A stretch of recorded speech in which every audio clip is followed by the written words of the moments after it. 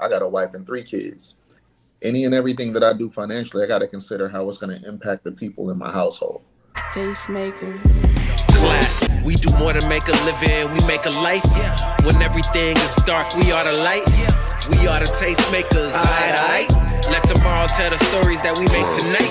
We do more than make a living. Aight. At what point do you stop helping family members? And I think we're going to start with Charles on this. Come on, Rafi. I'm about. What you say, huh? How did this question come about? Oh, Lord. There's a backstory. Is there a backstory, Goss? No. No backstory. All right.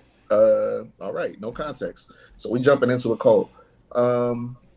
Honestly, it really does depend on the situation. If you live alone, you don't have any responsibilities to a spouse or children, you can consider, giving more freely, more willingly of your time, your resources, whatever the case is. Once you start introducing those other elements, like me, I got a wife and 3 kids. Any and everything that I do financially, I got to consider how it's going to impact the people in my household. So if it was just me on my own, I might be willing to just kind of shell out something a little more willingly. But now I'm looking like, well, my kids got to eat. They need shoes. It's about to be, school's about to start. They need supplies, clothes. My wife needs, her maintenance. Like it's everything else that goes into taking care of a home or running a home has to be prioritized over whatever is happening outside the house.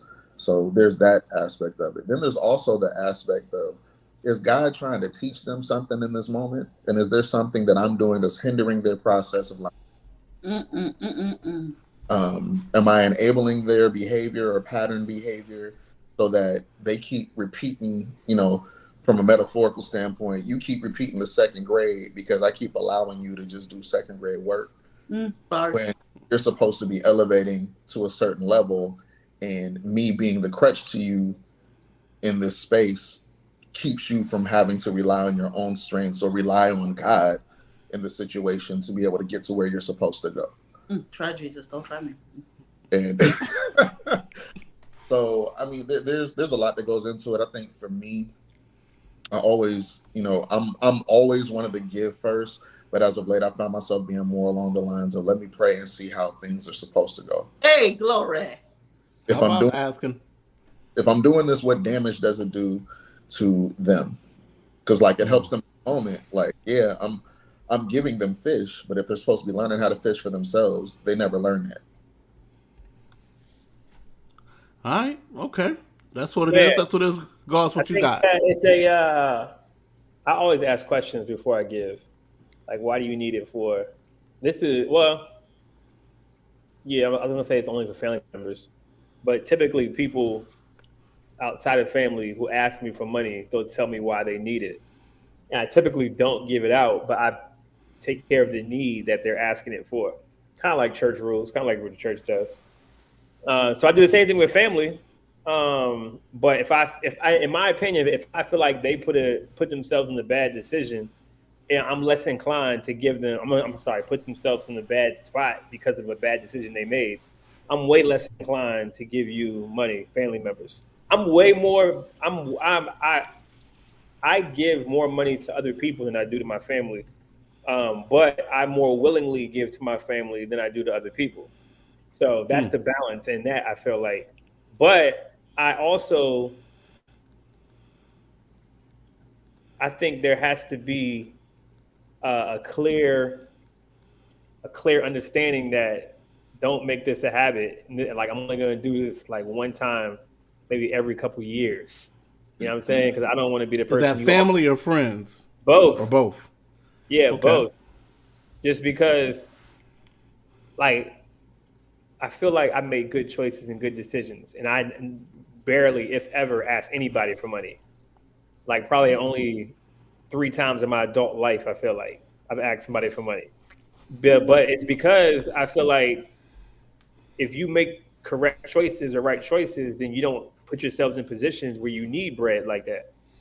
And most people who, in my experience, who have asked for money, it's something that they did while they're in a bad spot. And I'd rather you learn your lesson than me bail you out. So, and I've been known to be a hard butt about that. My family gets on me about that, but I'm just like, I don't get it. I had the same opportunities y'all did. What happened? Like, why don't I need money, but you do? So, you know what I'm saying? Like, just because go ahead. So just because you made a bad choice, that doesn't like I shouldn't feel an emergency on my part, right? Yeah. Your poor so I'm real funny about that, and my family knows that. Like they know if they asking me, then they really, really, really need it. And then I probably still say no. So they're unless it's my mom or dad, because they get money whenever, because they birthed me, raised me, all that kind of stuff. But my brothers, I barely give them money. Because I just don't think that we all had the same opportunity. So there's no reason why you should be in this position. But they barely asked probably too. Is that right? No. I think they asked too much. Got you. What about, and I don't know, what about they got wives and kids or no? No. We're all in the same, we're all in the same boat. Got you. Shouts out to Nat D. She said, my dad is living with us right now after making some bad financial decisions. He has 3 to 6 months to get back on his feet. That's what it is. That's what it is right there. I like what John H. said. Hey, I hit them with, this is your Christmas and your birthday gift. What we doing? You know what I mean? You know what I'm saying? This is your Christmas and your birthday. Let's see here. And then, Lost and Found agree with you. He said, folks don't want help. They want to be enabled. I think he agreed with Charles on that. Tasha, what you got? I think whether it's family or not family, you stop helping or draw the line at helping someone when it costs you what you can't afford to lose. Okay. I can always afford it. I just don't want to do it. Yeah, it's Here's the thing with that. It's like, I think it is smart to kind of get into, well, how did you get into the situation? But sometimes a nigga just need a bailout. And if you're not the one, you're not the one. Just, I'm not the one. I can't do it, sorry. Not even sorry, but not me. You know? Yeah, I think to that point, like the idea of like, I'm blessed to be a blessing, but I'm not here to be banking bailout. Anytime you don't mean, you hit me because I got it or don't got it. No. And the idea again with being blessed to be a blessing. I was also blessed to I be a had a blessing. crutch for a while. Not a debt collector. Yeah, I had a crutch for a while. That's kind of to your point, Tasha. If I can give it without having to worry about it coming back. Yeah.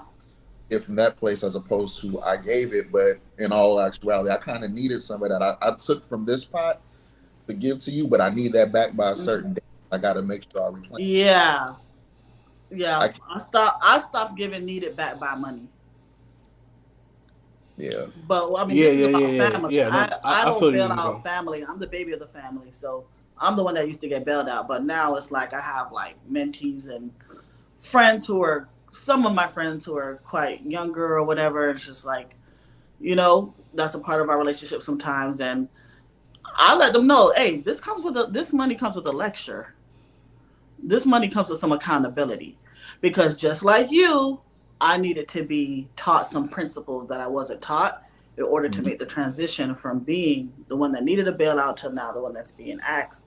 And so sometimes on that journey from being financially illiterate to literate, you'll need a hand up, but I need to see you on that journey though. Like this particular ask that you asking, we done this ask a few times. Now I need to see that you're anticipating and planning, And then, some people it's like, oh yeah, I got you. This is what I need done in the office. Go ahead and file that for me. Go ahead and draft that up for me. I tell you. I mean, it comes with opportunity like that. I think the one of the things that, and I'd hope to be able to be in a position like, and I've talked to my wife about this, like we want to be in a position when our children are grown. If they have a need, we can meet that need. because we understand what, and even with them being adults or something like that, we can understand like economic differences. Our parents, when they were, our age, purchasing homes or whatever the case was, and It's a different ball $80,000 game. could afford all kinds of stuff. Now Yeah. with $1,000 salary, we need both partners to be in six figures to try to make that happen. And typically, you're not going to see a job like that. So, that's why you see Listen. people that are immigrant kids that are moving back home and Yep. living on their parents' roof, making whatever work while they try to stack up their bread so they can get out and get on their feet to do whatever they need to do. But parents are willing to have their kids come home to establish that, or at least the parents that understand the economic differences from when they were our age versus now. Mm-hmm. But at the same time, family will be, it's weird. It's the two sides of the coin. We want to be able to do that kind of thing, but also family will be the primary people that abuse you from that standpoint. Yeah. Or maybe it just hurts more being abused by somebody that's supposed to love me, respect me, honor me, and the mutual reverence or whatever the case is, versus some random out on the street. If I give money to the gypsy and I probably shouldn't use that term. I'm sure there's other terminology they use That's now. very racist. You know what I'm saying? No, well, not true. That's what I'm saying. I probably shouldn't use that term. But if there's people out on the street that are begging for money, I give money to them and they don't really use it for what they're saying they need it for.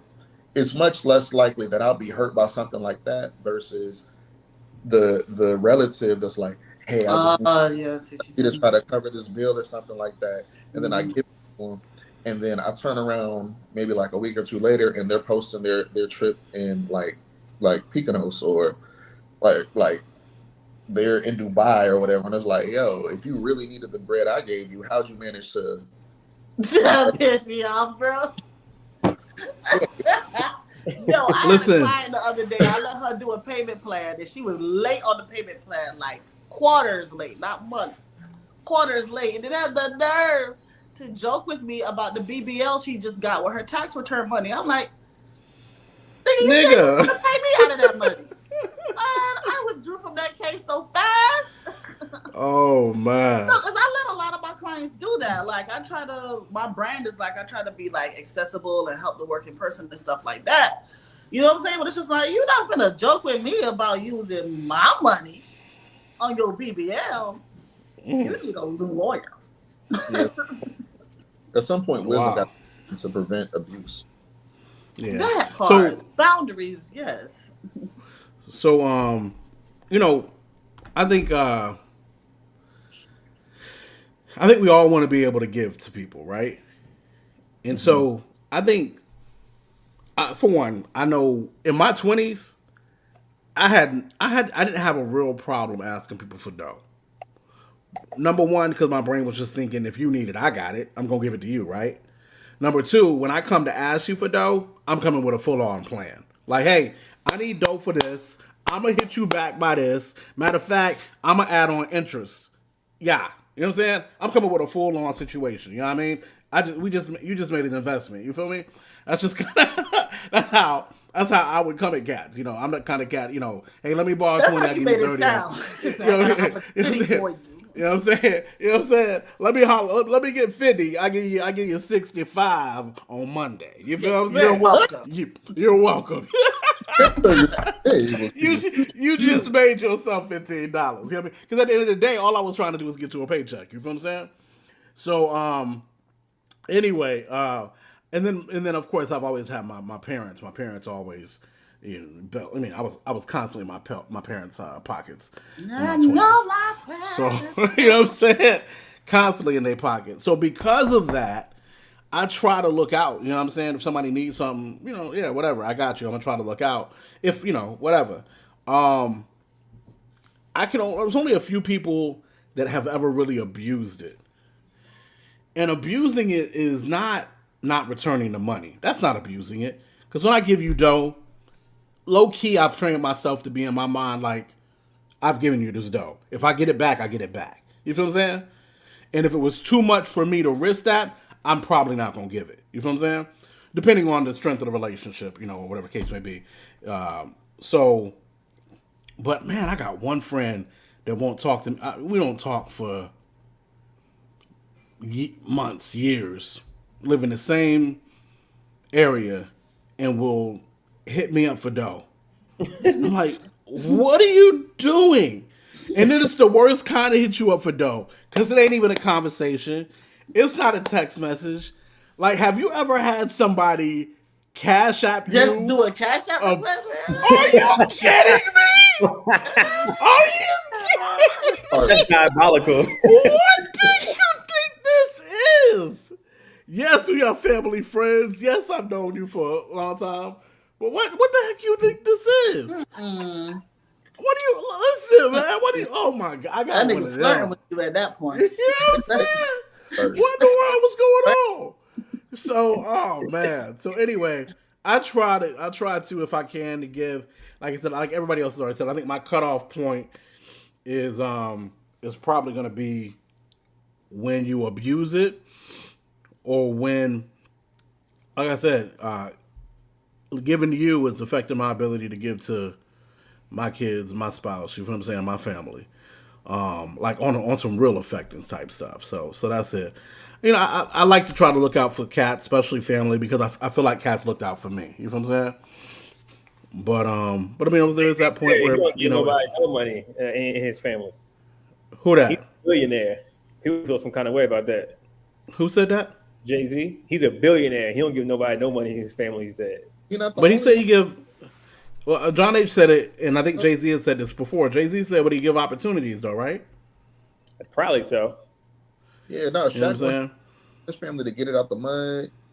It's all kinds of celebrities that have that kind of a mindset, and I mean they're free to do as they will with their money. I don't know. I feel like once all my needs are met, I can be liberal with giving. Yeah, I'm okay. There's one point to say they should be able to do what they want with their money. And there's another point for me to say, for us, you know, and I think you can agree with this, to say, but if all of my stuff is taken care of, I'm going to take care of my people. You know what I'm saying? But what is your, you know what I'm saying? A heart issue? So I don't know Jay-Z personally. I don't know Shaq personally. From what I understand, Jay-Z is not a professing believer. Shaq, I can't speak.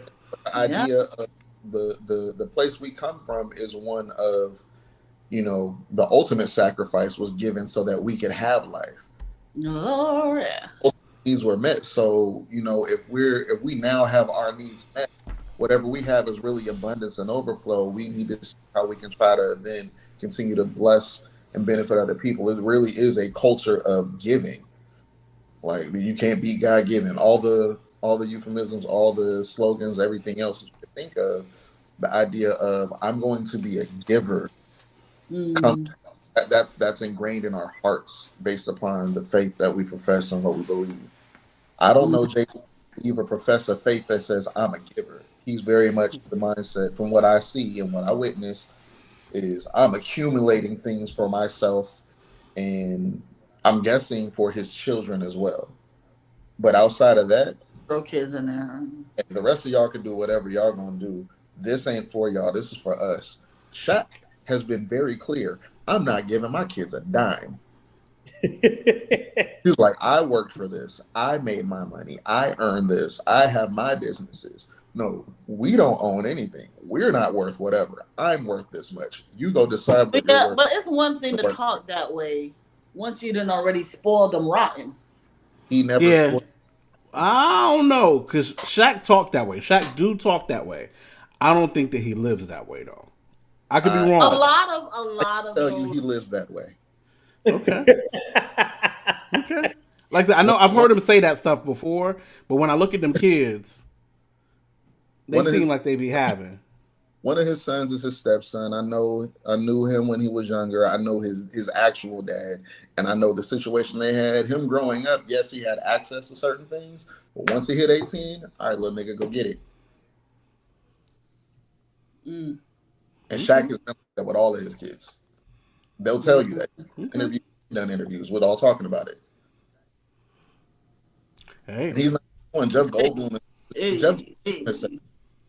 About his kids. He's not giving his kids nothing. Like, for whatever reason, this seems to be a mindset among certain celebrities of No, my fortune is my fortune. You gonna Okay, make- but what about this though? Like I know I would talk that talk. I know I would talk. That's exactly what I'd say out of my But mouth. would I you say not it even now. leave I them say it nothing to now, but I still make sure. I still, you know what I mean. But- I'm gonna say one thing and I'm gonna low key probably do another on that. Would you not even leave it in your will for them? Jeff Goldblum, I seen a post about him. He was like, he's not even leaving them nothing in his will. When he dies, When he's gone. he wants them Wow. to literally get it out of the mud. His money wild. died with him. His fortune dies with him. Whew. Whew, that's wild. Well, anyway, I don't think he that's what it is. That's what Alright, it is. That's cool. what it is. Tastemakers. Class. We do more than make a living, we make a life. When everything is dark, we are the light. We are the tastemakers, aight. Let tomorrow tell the stories that we make tonight. We do more than make a living, we make